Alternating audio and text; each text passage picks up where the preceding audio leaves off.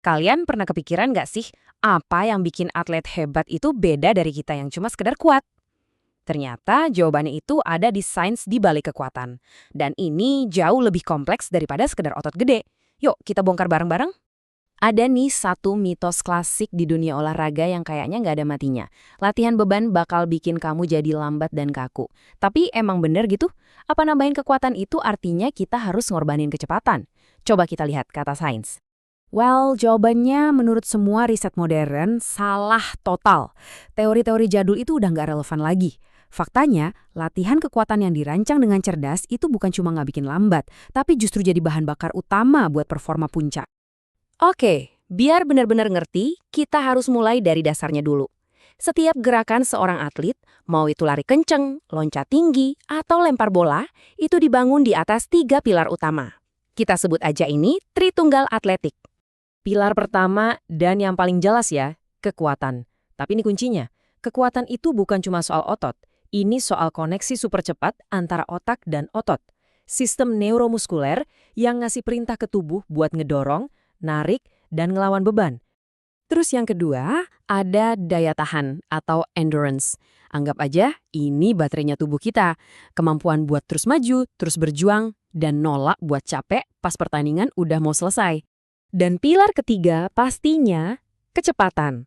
Sesimpel ini, seberapa cepat kamu bisa pindah dari titik A ke B. Murni soal akselerasi. Nah, disinilah keajaibannya. Ketiga pilar ini tuh nggak kerja sendiri-sendiri. Coba lihat diagram ini, mereka saling nyambung. Kekuatan digabung sama kecepatan jadilah power. Kecepatan ketemu koordinasi jadilah agility. Mereka ini bahan dasar buat semua skill atletik yang rumit. Dan perhatiin deh, kekuatan itu jadi titik pusatnya. Oke, kita udah tahu apanya. Sekarang yuk kita coba buka kap mesin tubuh kita dan lihat gimana semua ini bekerja. Gimana caranya otot di level yang super kecil bisa ngasilin kekuatan yang luar biasa. Coba deh lihat peta otot ini. Kita zoom in dari otot besar yang kita tahu, terus masuk lebih dalam lagi ke serat-seratnya, dan terus. Sampai ke level mikroskopis. Di sana ada filamen super kecil namanya aktin dan miosin. Pas mereka saling pegangan dan narik, duar, disitulah kekuatan lahir. Nah, ini nih bagian yang paling keren. Pas kamu baru mulai latihan beban dan tiba-tiba jadi lebih kuat, itu bukan karena ototmu langsung gede loh. Belum, peningkatan di awal itu datangnya dari otak. Ini tuh semacam upgrade software. Otak kamu jadi lebih pintar buat manggil otot-ototmu.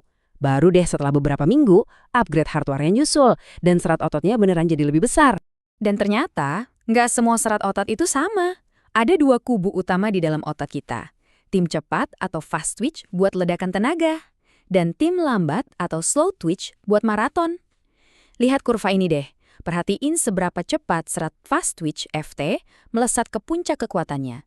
Sementara slow twitch ST lebih santai tapi stabil. Nah, tabel ini ngejelasin semuanya dengan simpel. Serat cepat itu ibarat mobil balap.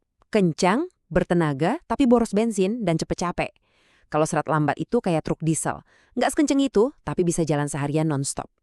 Makanya sprinter itu punya banyak serat cepat dan pelari maraton sebaliknya. Jadi gimana caranya para atlet elit ngerangkai semua potongan puzzle ini? Mereka tuh nggak asal latihan aja setiap hari. Ada sebuah rencana besar, sebuah kalender strategis yang ngatur semuanya. Namanya periodisasi. Gampangnya gini deh, ini tuh semacam seni ngatur jadwal latihan. Kamu bagi setahun latihan jadi beberapa fase yang masing-masing punya target beda-beda. Tujuannya cuma satu, biar performa kamu ada di puncaknya pas hari pertandingan. Ininya rahasia latihan cerdas, bukan cuma latihan keras. Jadi, biasanya setahun itu dibagi jadi 3 fase utama.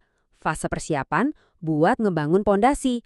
Fase kompetisi buat mempertajam kemampuan. Dan fase transisi buat istirahat dan pemulihan. Setiap fase ini, menu latihan kekuatannya beda-beda. Jadi ini resepnya disederhanakan jadi 4 langkah. 1, bangun dulu pondasinya biar kokoh. 2, pasang mesin dengan tenaga maksimal. 3, dan ini yang paling penting, ubah kekuatan mentah itu jadi tenaga ledak yang berguna di lapangan. Dan terakhir, 4, jaga mesin itu biar tetap prima selama musim kompetisi. Dan ini nih yang jadi inti dari pembahasan kita. Ide tentang kekuatan yang cerdas. Karena ternyata, nggak semua jenis kekuatan itu sama. Beda banget.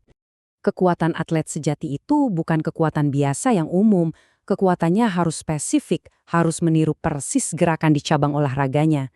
Coba deh bayangin, kekuatan yang dibutuhin pelempar bisbol itu jelas beda banget sama kekuatan yang dibutuhin seorang sprinter. Kita ambil contoh seorang pitcher baseball. Buat dia, yang paling penting itu kekuatan melempar. Seluruh badannya kerja bareng buat satu tujuan, ngelepasin bola dengan akselerasi paling brutal di detik-detik terakhir. Sekarang coba bandingin sama sprinter. Dunianya dia adalah kekuatan start. Kemampuan buat meledak dari posisi diam, ngasilin tenaga dahsyat dalam sekejap mata. Sama-sama butuh tenaga ledak, tapi dunianya benar-benar beda.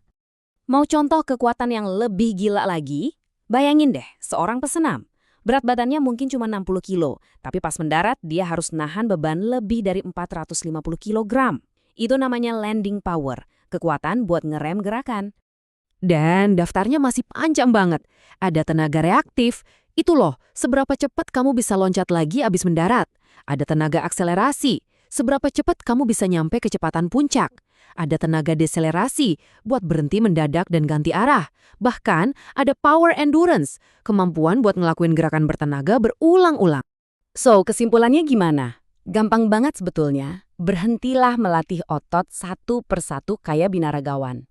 Sebaliknya, latihlah gerakannya, bukan ototnya secara terpisah. Jadi, saya mau ninggalin kalian dengan satu pertanyaan penting buat direnungin.